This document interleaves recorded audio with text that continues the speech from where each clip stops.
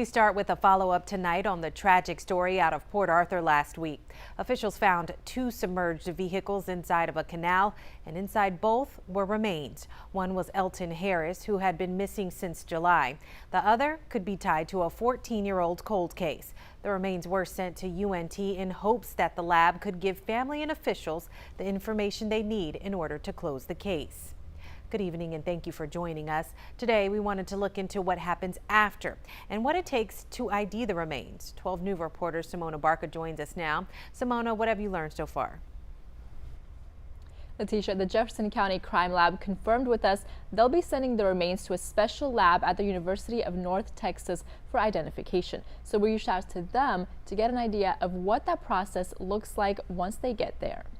When the unthinkable happens. It was containing that we think some parts of a body. The University of North Texas Center for Human Identification often steps in. The center has a couple different functions. Mark Ingram is the Associate Director of the Forensic Anthropology Unit. His unit analyzes skeletal remains to assist in human identification and/or determine the cause and manner of death. In 2021, they analyzed 197 cases. And this year, Ingram and his team will add a chilling case out of Port Arthur to their caseload. DNA identifications, when we're dealing with skeletal remains, are challenging. There's a reason most laboratories do not process degraded skeletal remains.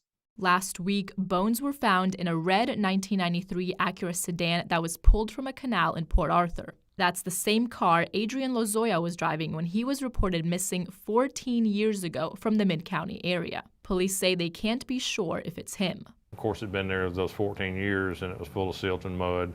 And as they opened the doors to check it for any person in there, a lot of the mud and silt flowed out. It was containing that we think some parts of a body.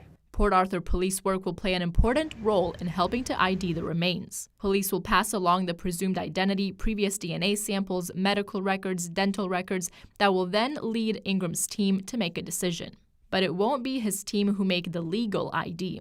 Once they make their determination, they pass it back to local authorities. So in your case, it would be the Justice of the Peace who formally puts a name on the death certificate.